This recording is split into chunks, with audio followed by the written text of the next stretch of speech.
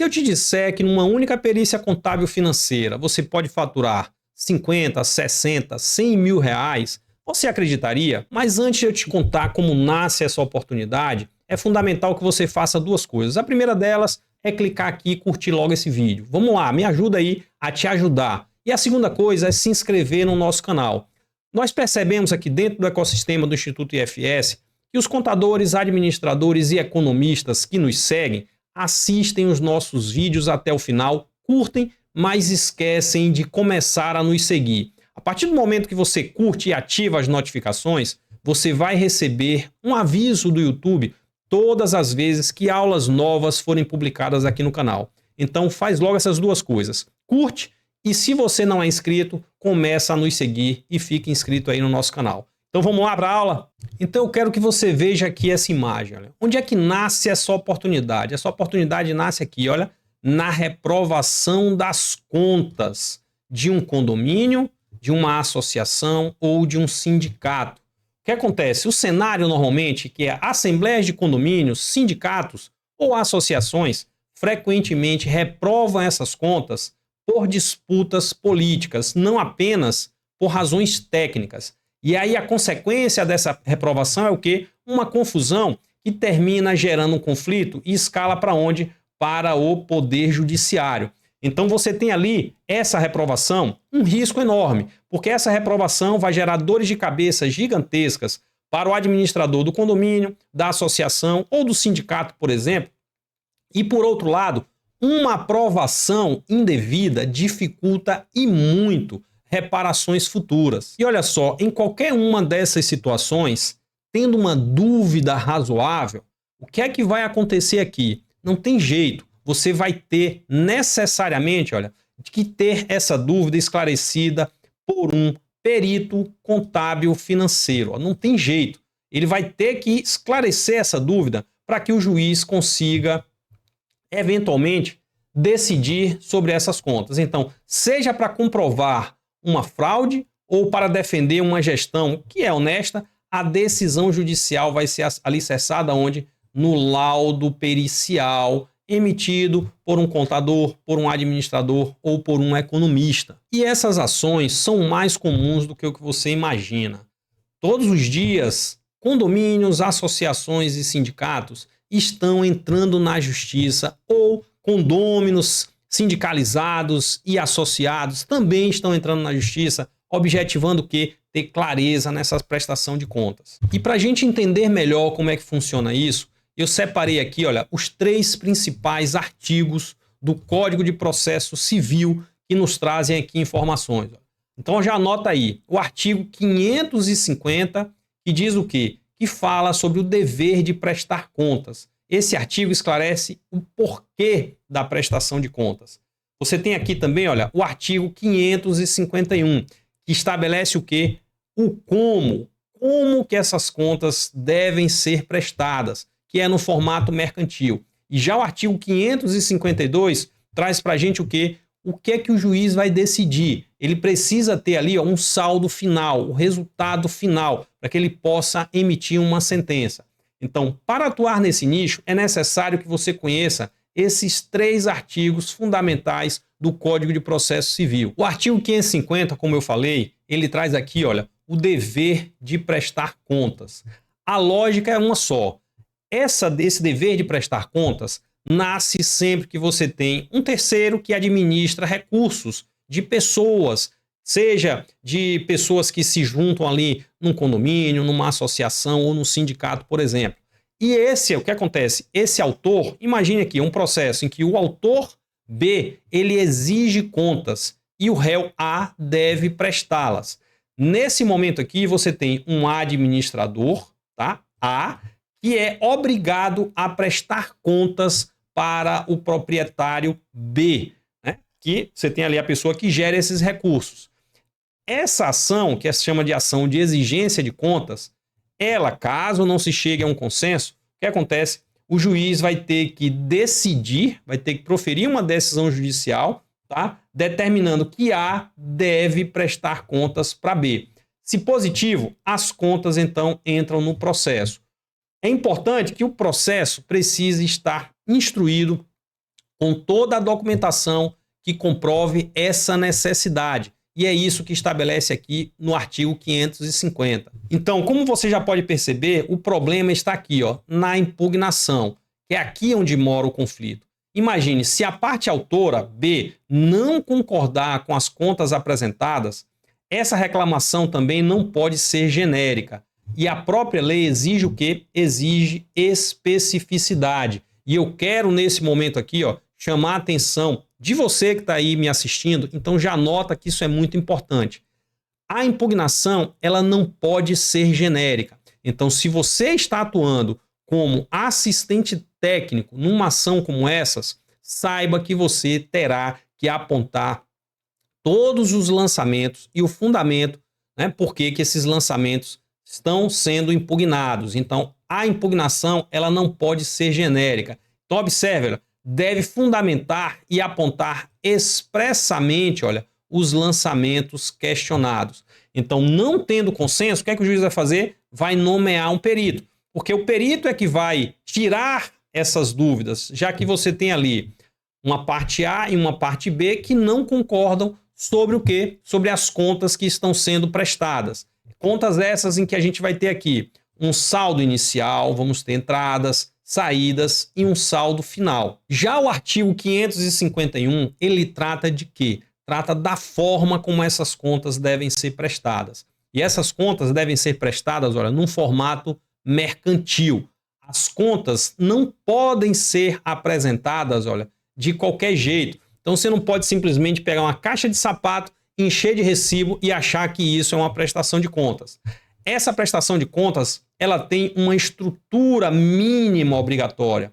Elas devem ser apresentadas especificando as receitas, as despesas e os investimentos. Porque o objetivo dessa prestação de contas é apurar com clareza, ó, o saldo credor ou devedor final. Esse é o objetivo. É isso que a lei preconiza lá no artigo 551. Então, a regra de ouro é: cada lançamento contábil deve ter um documento justificativo correspondente. Essa é a regra de ouro. E aí o papel do perito é verificar a idoneidade de cada documento. A glosa, o que é a glosa? A desconsideração daquele documento, daquele lançamento, olha, significa o quê? Que o que não tiver justificativa documental robusta deve ser glosado, ou seja, deve ser excluído ou desconsiderado. Não existe eu acho na perícia. Existe o seguinte: está comprovado ou não está comprovado. Então você tem ali uma documentação que, se tiver ok, aprovado. Se tiver uma documentação que não estiver ok, você vai ter que glosar essas despesas. E aqui, olha, é importante que você perceba que todas essas entidades, ou boa parte delas, pelo menos as mais organizadas, mas isso também está previsto na lei, essas entidades como condomínios, por exemplo, associações e sindicatos, elas atuam com base em quê? Com base em um estatuto e em orçamentos que são aprovados em assembleia. Então você tem ali, olha, um teste de autoridade. O síndico ou administrador tem que realmente responder nessa prestação de contas se ele seguiu o plano de ação ou o orçamento que foi aprovado.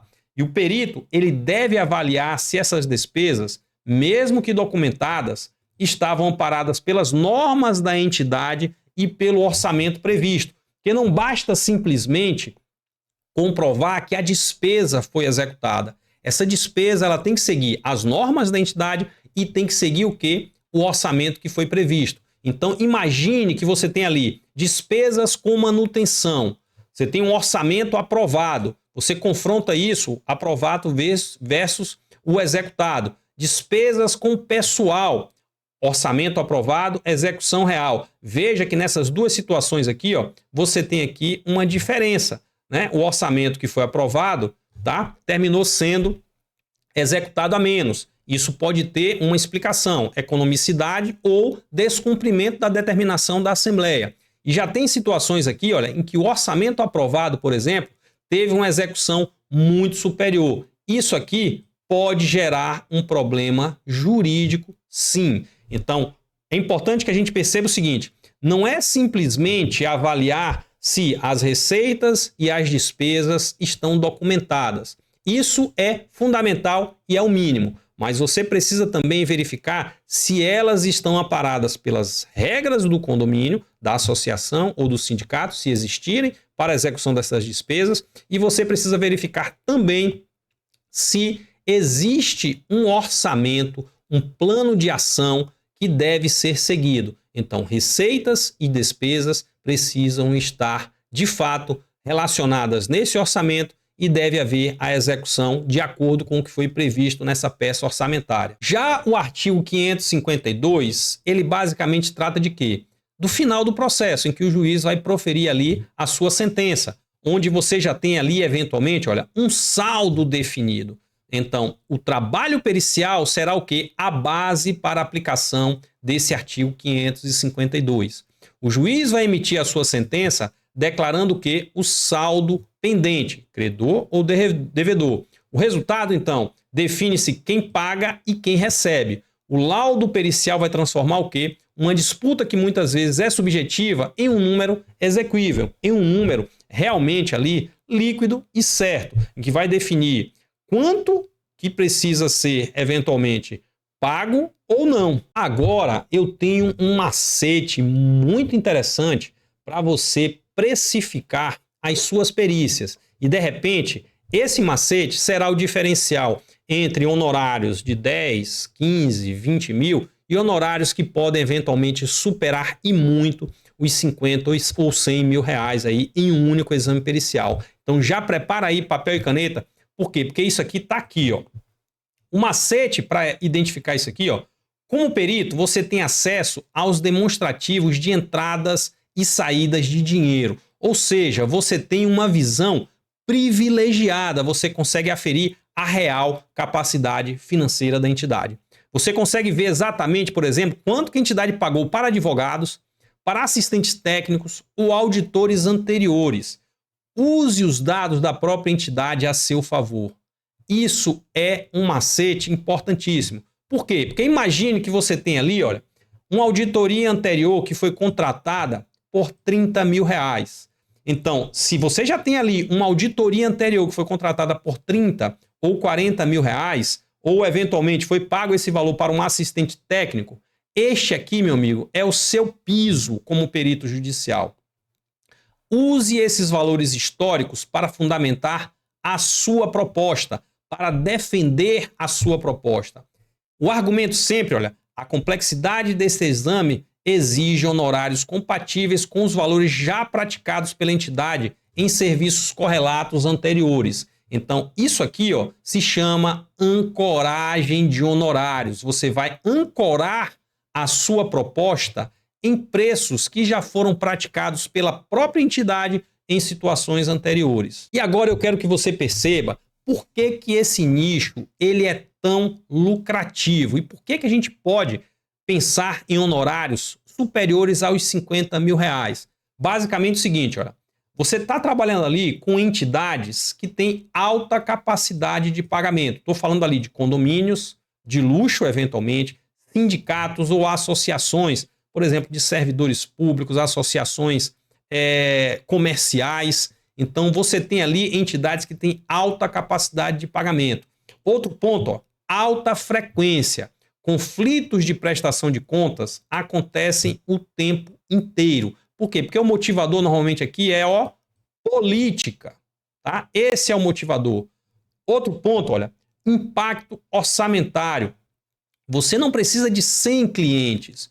Uma única perícia destas por ano já faz uma diferença brutal no orçamento anual de qualquer perito, de qualquer perita. Então eu espero que você tenha curtido esse vídeo e eu quero deixar aqui para você 2 avisos importantes. O primeiro é o seguinte: se você sente a necessidade de ampliar ainda mais o seu conhecimento nessa área, não esquece, você já curtiu o nosso vídeo e já está me seguindo. Agora é importante que você, querendo dar um passo além, você clique no link que está aqui embaixo e entre numa lista onde você vai receber eventualmente os slides dessa apresentação e vai ter a oportunidade de conhecer um pouco mais sobre a comunidade Perito SA. Um ecossistema voltado para contadores, administradores e economistas que têm interesse em entrar no mercado pericial e ter resultados iguais a esses aqui.